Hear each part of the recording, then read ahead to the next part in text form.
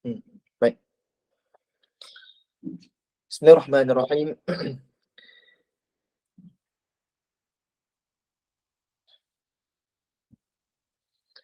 Kata pengarang rahimahullah au hafizahullah taala, faslun fasal min ma'asil qalbi asyakku fillah والتكذيب بالقدر وبغض الصحابة والآل والصالحين.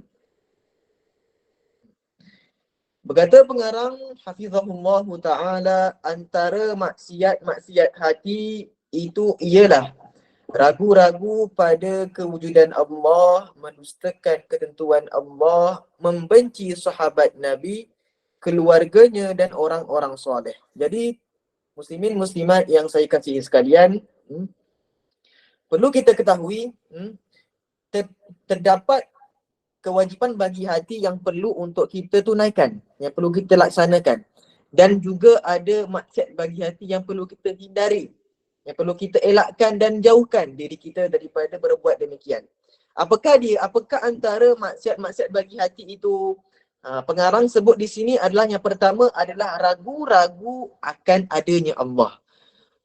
Jadi apabila seorang itu dia ragu-ragu adakah Allah Ta'ala ini, maka dia telah kufur. Kenapa? Ini adalah akidah ataupun fahaman bagi golongan etis. Golongan etis, bukankah mereka meragu-ragu akan adanya Tuhan? Begitu. Jadi barang siapa ya, dia Muslim, dia orang yang beriman, lalu dia iktiqad ataupun dia meyakini bahawa Allah itu tak ada ataupun tak wujud, maka kufur, murtad, wal-iyazubillahi ta'ala.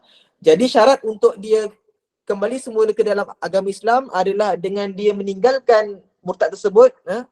Apa yang dia yakini, perlulah dia yakini Allah itu ada, dan juga dia perlu ucap 2 kalimah syahadah. Jadi barang siapa yang ragu-ragu akan adanya Allah, akan wujudnya Allah, maka ini antara maksiat hati dan ia boleh membawa kepada kekufuran, wal-iyazubillahi ta'ala. Juga apabila seorang itu mendustakan ketentuan Allah Subhanahu wa taala. Jadi kena ingat, apa sahaja yang Allah Taala tentukan di dunia ini, maka itu dengan kuasanya. Jadi barang siapa yang tak percaya ataupun dia ini menafikan apa yang Allah Taala telah tentukan di alam ini, maka dia kufur. Maksudnya dia tak beriman dengan Allah Taala.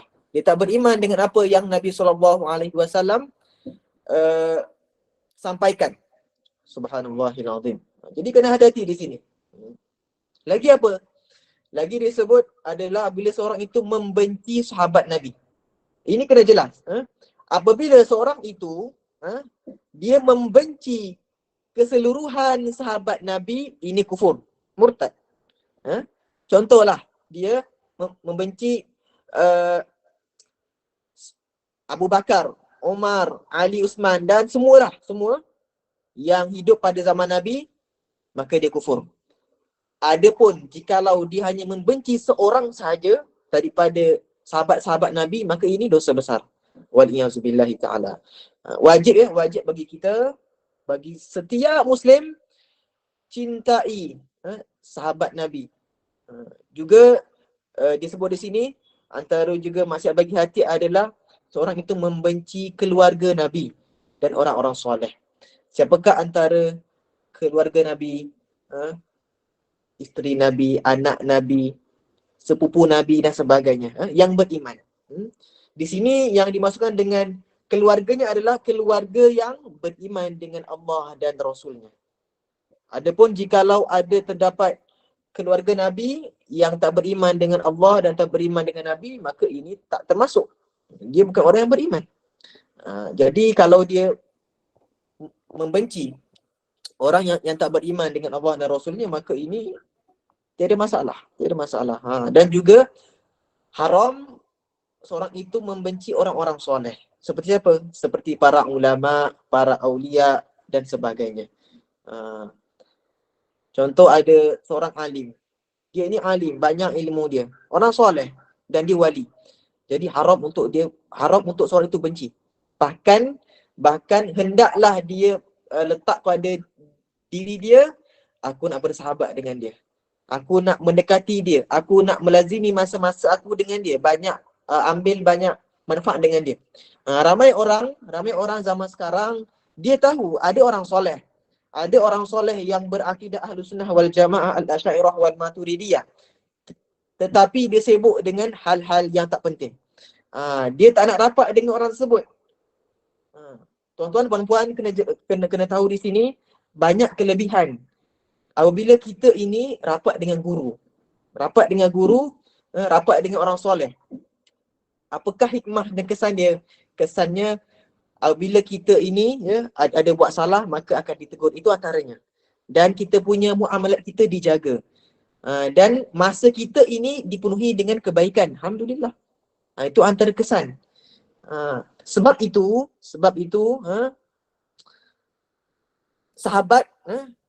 seorang sahabat dia boleh menarik kita sama ada ke syurga ataupun ke neraka. Begitu. Jadi sebab itu kita kena demand ataupun memilih-milih akan sahabat. Jikalau kita rasa sahabat itu orang yang baik, Masya Allah, dia rajin hadir ke majlis ilmu, rajin hadir ke masjid dan surau, dan dia semangat untuk belajar ilmu agama dan sebagainya, rajin baca Quran, maka sahabat dengan dia. Sahabat dengan dia dan rapat dengan dia. Lagi-lagi sahabat yang melazimi hadir ke majlis ilmu. Kenapa? Kerana majlis ilmu itu merupakan taman-taman syurga. Antara taman-taman syurga. Yang mana ia akan dipenuhi dengan para malaikat. Walaupun ia tak kelihatan. Tuan-tuan, puan-puan, jikalau malaikat itu boleh dilihat ataupun ganjaran itu boleh dilihat ataupun hijab kita ini terbuka untuk melihatnya, sudah ramai orang akan berebut-rebut untuk mendapatnya. Subhanallahil azim. Jadi hendaklah kita melazimi dan bersahabat dengan orang-orang yang baik, orang-orang yang soleh. Tapi janganlah kita meninggalkan kawan-kawan yang rasa dia ni nakal, tak. Jangan begitu. Kita bersahabat. Kita berkawan, tapi jangan banyak masa kita dengan dia. Jangan. Jikalau kita mendapati kawan kita itu banyak sibuk dengan hal dunia, banyak main dan banyak buang masa, jangan kita bersahabat tersebut. Maksudnya jangan banyak masa dengan dia. Tapi bahkan kita tarik dia untuk hadir ke majlis ilmu, baca Quran dan sebagainya. Begitu, hadir ke masjid dan surau. Itu lagi baik. Tapi kalau kita rasa kita ni tak kuat, tak mampu untuk tarik dia, maka jangan bersahabat dengan dia. Kenapa? Bukanlah dekat sini kejam, bukan. Kerana takut kita ini ikut dia. Takut kita ini terjerumus sekali dengan dunia, sekali dengan dia. Subhanallahil azim. Kita ini lebih kenal diri kita daripada orang lain. Jadi masing-masing tahu hal masing-masing. Tapi lagi bagus adalah kita tarik mereka-mereka yang sibuk-sibuk dengan hal-hal dunia yang tak ada manfaat. Jadi perlu kita melatih hati kita, diri kita, anak-anak kita, mak ayah kita dan orang lain supaya jangan cinta akan dunia. Hati-hati dengan cinta akan dunia. Tak salah untuk seorang itu mengumpulkan harta, tak salah. Tak salah. Tetapi jadi orang yang kaya, jadi orang yang duit, yang berzuhud. Yang banyak menyumbangkan hartanya ke pondok-pondok, ke mahat-mahat dan sebagainya, ke masjid dan ke surau. Bukan dia banyak menghabiskan dengan benda-benda yang tak ada manfaat. Begitu. Subhanallahil azim. Jadi wajib bagi kita, bagi setiap orang iman, setiap orang yang beriman dan di Muslim, dia cinta kepada Allah Subhanahu wa taala. Dia cinta kepada Nabi Muhammad sallallahu alaihi wasallam. Dia cinta kepada keluarga baginda Muhammad sallallahu alaihi wasallam dan dia cinta akan orang-orang soleh. Maka jikalau dia cinta akan semua ini, insya-Allah hatinya itu dijaga. Hatinya akan dijaga insya-Allah taala. Kesan juga daripada apabila seorang itu rapat dengan orang soleh ini, dia akan mendapat husnul khuluq. Apa dia maksud husnul khuluq? Maksudnya sikap yang baik, akhlak yang baik, yang terpuji. Kadang-kadang kita tak sedar, tapi orang lain akan nampak benda itu. Dia nampak kita ini dulunya nakal, contoh. Kemudian bila mana kita dah banyak berdamping dengan para ulama, dengan orang soleh, orang-orang baik, jadi ia akan sikit demi sedikit akan berubah. Cakap dengan baik, dengan sopan santun, berakhlak mulia, lemah lembut, bukan pemarah, bukan panas baran dan sebagainya. Berfikir dahulu sebelum bertindak. Itu antara kesan. Kesan. Dan juga perlu kita meminta banyak nasihat daripada orang-orang yang soleh. Sebab kadang-kadang, kenapa? Kadang-kadang kita ni nak buat sesuatu keputusan, kita nampak ia baik, kita nampak ia bagus. Tetapi bila mana kita membawa benda ini kepada orang yang lagi alim, bila kita cerita dan bagi tahu, mungkin dia ada fikrah ataupun pandangan ataupun pendapat yang lagi baik dari kita. Kadang-kadang kita ni hanya nampak dinding. Tapi orang yang alim ni, orang yang berilmu, orang soleh, dia nampak dinding-dinding. Macam tu. Dia nampak apa yang berada selepas dinding. Jadi di sini ia mengajar kita sikap tawaduk dan at-tatawuk. Sikap at-tawaduk, yakni kita mendengar saja apa yang diperintahkan selagi mana ia tak melanggar syarak, dan at-tatawuk ini hanya ikut saja. Ikut sahaja. Apa yang seorang guru itu kata, seorang syekh, seorang ustaz, seorang soleh dan alim itu beritahu, maka kita ikut saja. Walaupun ia berat, walaupun kadang-kadang nafsu itu nak melawan, tapi dengan sikap at-tatawwu dan at-tawadhu ini banyak kelebihannya yang akan kita dapat. Subhanallahil azim. Ya. InsyaAllah sama-sama kita berazam dan beriltizam untuk berdamping dan rapat dengan orang-orang soleh, insya-Allah taala. Lagi dia sebut wal amnu min makrillah wal qunutu min rahmatillah wat takabburu war riya'u wa su'udz dhanni billah wal hasad. Lagi pengarang sebut antara juga maksiat-maksiat bagi hati apa dia? Berasa aman daripada siksaan Allah Subhanahu wa taala. Ini sangat-sangat bahaya. Ini kalau muslimin dan muslimah lihat, ramai sebenarnya orang yang sudah berasa aman daripada siksaan Allah Subhanahu wa taala. Ini antara maksiat-maksiat hati. Dosa besar. Seperti apa? Seperti seorang itu dia seronok membuat zina, ya. Kan ada kes baru-baru ni, yang hangat untuk kita perkatakan ataupun untuk kita bincangkan, begitu. Jadi di sini barang siapa yang berasa aman daripada azab Allah, ini bahaya. Ini kena cek balik hati dia. Kena cek balik hati dia. Kena cek balik. Dia ni solat ke tak? Dia ini puasa ke tidak? Dia ini bayar zakat ke tidak?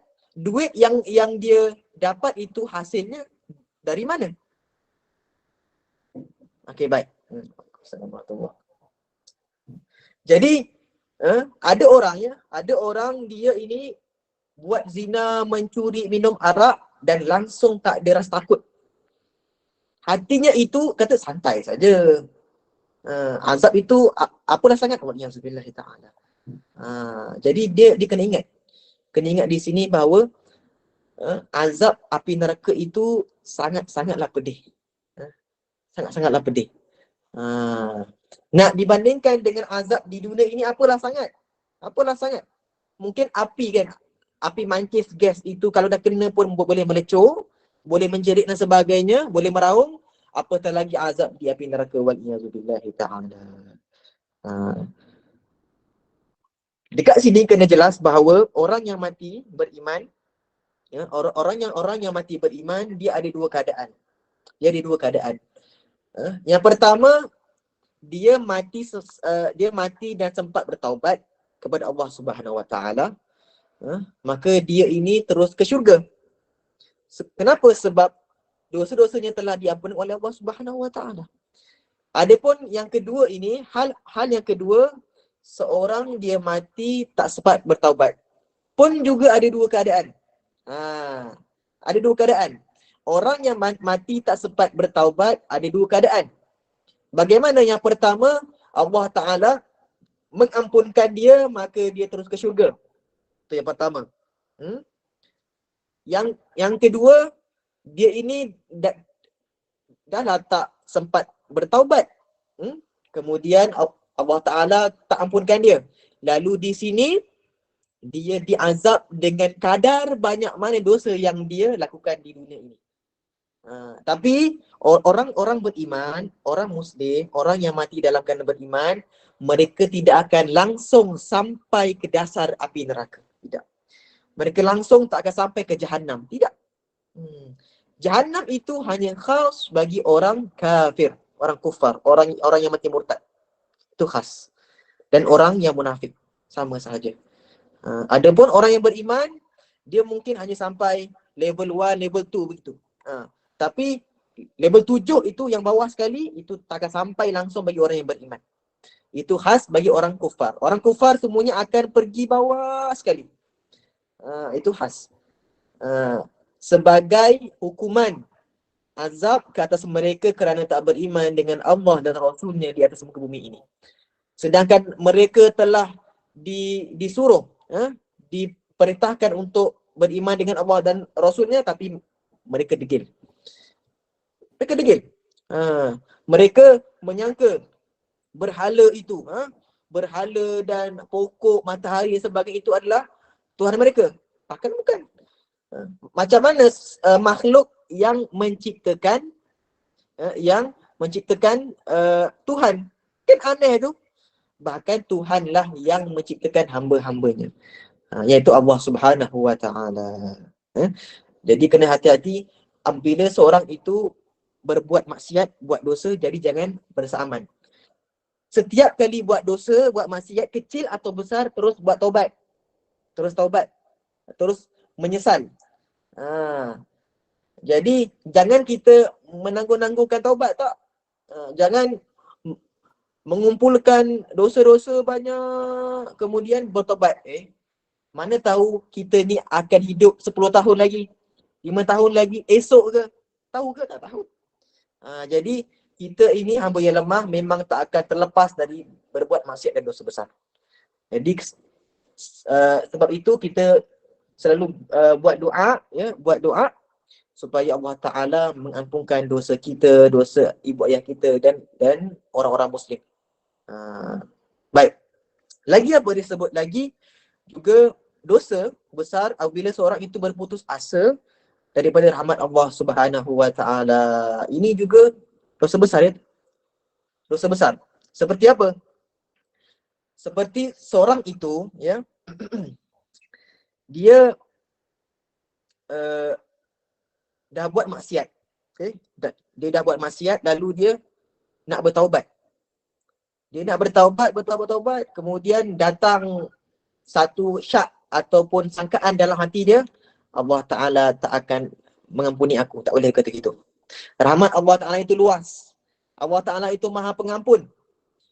Jadi jangan sama sekali kita give up ataupun fed up ataupun berputus asa daripada rahmat Allah Subhanahu Wa Ta'ala. Yakin akan taubat kita diterima. Yakin daripada rahmat Allah itu luas dan ada saja untuk hamba-hambanya. Jadi hanya kena mencari, kena usaha. Bukan hanya duduk saja dan kemudian rahmat Allah itu luas. Bukan begitu. Kena usaha. Allah Rabbi. Lagi apa? Takabur. Hati-hati daripada sifat takabur. Takabur ni apa dia? Takabur ni orang yang suka meninggikan diri. Seorang yang suka meninggikan diri. Seperti dia ini ada pangkat tinggi, ya, bos, contoh bos. Kemudian dia ada berbuat salah, dosa dan sebagainya, lalu datang staf dia, kuli dia ataupun orang yang rendah lagi pangkat dia, lagi rendah pangkat daripada dia, menegur dia, di sini dia tak terima. Walaupun dia tahu apa yang disebut oleh orang itu betul. Kerana pangkat dia, maka dia segan, dia malu, dia kata, siapa engkau? Dan dia menolak akan itu. Maka di sini sifat takabur. Takabur ni ramai sangat kalau kita lihat pada zaman sekarang ini. Dia tengok yang menegur dia itu budak-budak. Apalah kau ni budak-budak saja. Mana engkau tahu? Tak. Jangan begitu. Walaupun anak-anak kita ya, anak-anak ataupun budak-budak kecil, bila mana kita ini ada buat salah dan ditegur oleh orang yang lagi muda ataupun yang lagi tua, terima sahaja. Terima dengan hati yang terbuka. Walaupun seorang anak menegur ayah atau ibunya. Jelas di sini bahawa anak itu sudah tahu yang benar. Maksudnya dia sayang akan ibu ayah dia. Dia tak nak mak ayahnya jatuh ke dalam dosa besar. Alhamdulillah. Jadi kena buang sifat takabur ataupun ego di dalam diri. Ya betul, kadang-kadang ego tu tinggi. Kita faham, kadang-kadang tinggi. Tapi tak nak kena bersifat dengan at-tawadhu, rendah diri. Bila ditegur, terima sahaja. Senyum. Tapi yang menegur itu pun kenalah dengan caranya. Bukan melenting, bukan menjerit, tidak. Dengan lembut bil lutuf.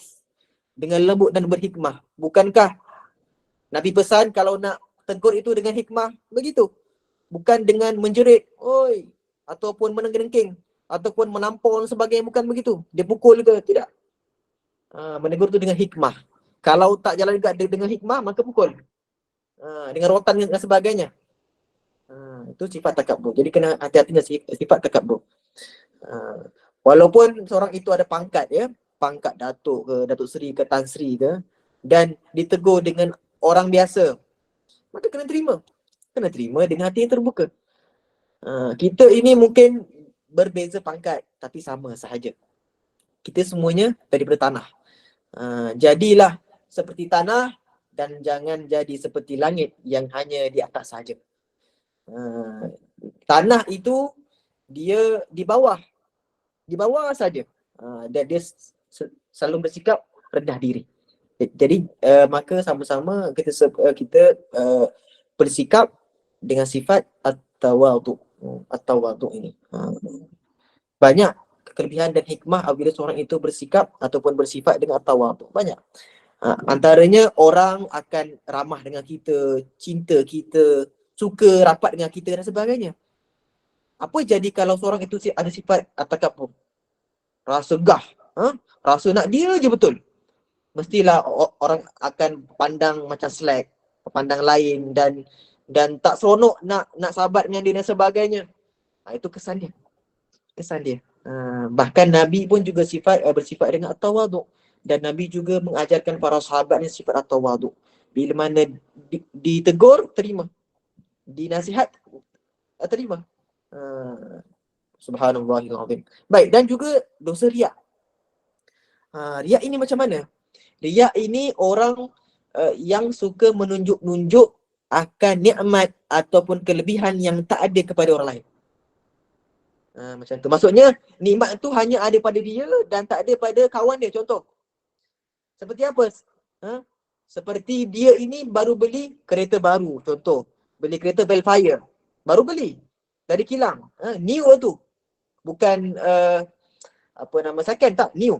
New. Kemudian dia balik rumah ataupun dia pergi ke tempat orang ramai, niat untuk menunjuk-nunjuk apa yang dia ada. Sedangkan dia tahu sahabatnya itu ataupun jirannya itu tak mampu untuk beli. Tapi dia niat untuk meninggi diri ataupun merasa diri itu lagi hebat, maka ini adalah riak. Kena hati-hati. Maksudnya apabila seorang itu dia membuat kebaikan dan dia niatkan untuk menunjuk-nunjuk, ini adalah dosa riak. Apa lagi? Seperti seorang itu dia membaca Al-Quran. Biasanya tak baca, nampak? Biasanya dia tak baca Quran, tetapi tiba-tiba dia tengok, weh, ramai orang ni. Ramai orang. Lalu dia baca Al-Quran. Dia tengok, Masya Allah, dia nakkan pujian dari orang. Begitu. Itu riak. Ataupun biasanya dia ini tak buat solat sunat dekat masjid. Biasanya. Tengok-tengok, ramai orang ni. Ramai orang. Lalu dia buat solat sunat, hanya dia mengharapkan pujian dari orang, untuk orang kata, Masya Allah, orang ni rajinnya buat solat, rajinnya membaca Quran, rajin puasa dan sebagainya. Jangan begitu. Kalau tak, sia-sia. Segala amalan yang kita buat kosong, sia-sia. Rugilah, rugi. Jadi sebab itu perlu kita terapkan ataupun sering kali untuk kita meniatkan ikhlas lillahi ta'ala. Buat apa sahaja, niatkan ikhlas kerana Allah Subhanahu wa ta'ala. Bantu suami, niatkan lillahi ta'ala. Bantu isteri, sama, niatkan lillahi ta'ala. Bantu anak dan jiran dan sebagainya, bantu kawan-kawan, kena niat ikhlas lillahi ta'ala. Jikalau seorang itu dia membuat amal kebaikan tanpa niat lillahi ta'ala, maka sia-sia. Kena jelas di sini. Ya. Buat apa sahaja kebaikan perlu niat dalam hati lillahi ta'ala. Aku bantu fulan ini lillahi ta'ala. Aku buat ini lillahi ta'ala. Begitu.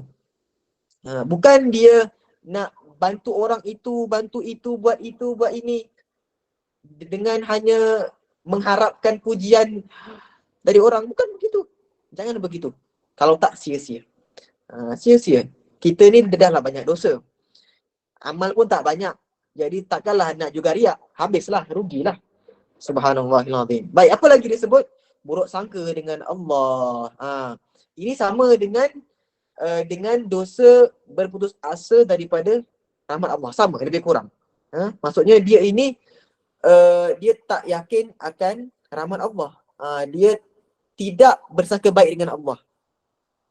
Dia sangka ataupun dia mengatakan Allah Ta'ala itu sekian. Aku misalkanlah ya, seorang itu dia buat doa, tetapi apa yang dia doa itu, apa yang dia hajatkan, tak dapat lagi. Sangka baik dengan Allah, sangka baik. Boleh jadi ia mungkin lewat sikit saja. Boleh jadi dengan dia sabar, maka dapat apa yang dia hajat. Contohlah ya, gitu. Jadi jangan sama sekali kita su'udhani billah. Jangan sama sekali kita bersangka buruk dengan Allah Ta'ala. Tak. Bahkan sering kita bersangka baik dengan Allah. Walaupun ditimpa musibah dan ujian, tetap bersangka baik dengan Allah Ta'ala. Ya. Subhanallah. Okay, last sekali adalah hasad. Hasad ni apa dia? Hasad ni adalah dengki lah disebut. Hasad, dengki. Dia ini ada sifat dendam ataupun dia ketidak puas hati. Begitulah ya. Dia ada tak puas hati dengan orang. Dan dia rasa ingin membalasnya. Maka jangan. Ataupun dia ini dengki dengan nikmat yang orang ada. Maka kena jauhi dengan sifat hasad dengki ini. Jaga-jaga. Ataupun dia ini ada dendam kesumat. Yang lama dia sabar. Lalu dia nak pukul dan sebagainya. Tak, jangan. Jangan. Jauhi daripada sifat hasad dengki dan banyak lagi.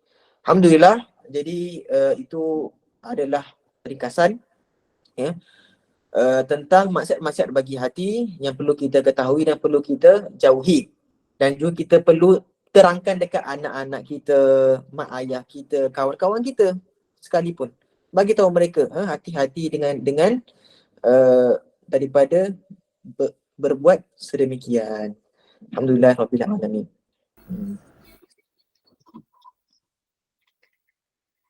Alhamdulillah Ustaz. Alhamdulillah. Untuk malam ni majlis bacaan 3 surah pilihan. Semoga diberkati Allah.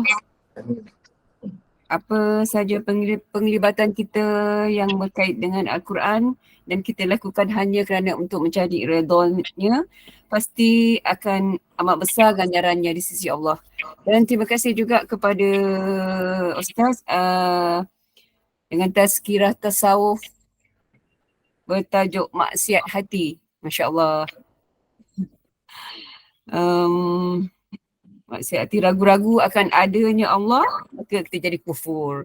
Subhanallah, na'udzubillah, tidak beriman dengan Allah, tidak beriman dengan apa yang Nabi sampaikan, tidak mencintai sahabat-sahabat, keluarga dan orang-orang alim. Dan banyak lagi lah yang telah Ustaz uraikan tadi. Apapun, terima kasih banyak kepada Ustaz akan ilmunya. Banyak ilmu yang kita perolehi malam ini dan semoga kita menjadi hamba yang sentiasa memperbaiki niat lillahi ta'ala saya. Jadi terima kasih juga kepada para jemaah yang setia bersama-sama dari awal hingga akhir majlis. Untuk slot ini saya Rosnani memohon ampun dan maaf jika ada kesilapan sepanjang majlis ini. Yang baik datang dari Allah dan yang kurang adalah kelemahan saya sendiri. Baiklah, sebelum berpisah saya serahkan semula majlis kepada Al-Fadil Ustaz untuk menangguhkan majlis dengan tasbih kafarah dan suratul As. Dengan segala hormatnya dipersilakan. Bismillahirrahmanirrahim. Jadi saya nak mengakhiri majlis dengan doa insya-Allah taala. Okey, silakan Ustaz. Bismillahirrahmanirrahim. Alhamdulillahirabbil alamin wassalatu wassalamu ala asyrafil anbiya'i wal mursalin wa ala alihi wa sahbihi ajma'in. اللهم فقهنا في الدين وعلمنا التأويل واهدنا الصراط المستقيم صراط الذين أنعمت عليهم من النبيين والصديقين والشهداء والصالحين اللهم بارك لنا في شعبان وبلغنا رمضان اللهم إنا نعوذ بك من البرص والجنون والجذام ومن سيء الأسقام اللهم أحسن ختامنا ربنا آتنا في الدنيا حسنة وفي الآخرة حسنة وقنا عذاب النار وصلى الله على سيدنا محمد وعلى آله وصحبه وسلم والحمد لله رب العالمين. Jadi ada sikit peluang ni saya nak mengucapkan ribuan ampun maaf dan ucapan terima kasih di atas ruang yang dapat saya isikan. Alhamdulillah, barakallahu fikum. InsyaAllah ada rezeki dan jodoh, jumpa lagi insyaAllah ta'ala. InsyaAllah. Jangan serik Ustaz ya. Ya, Nanti insyaAllah. sama-sama lagi insyaAllah. Terima kasih.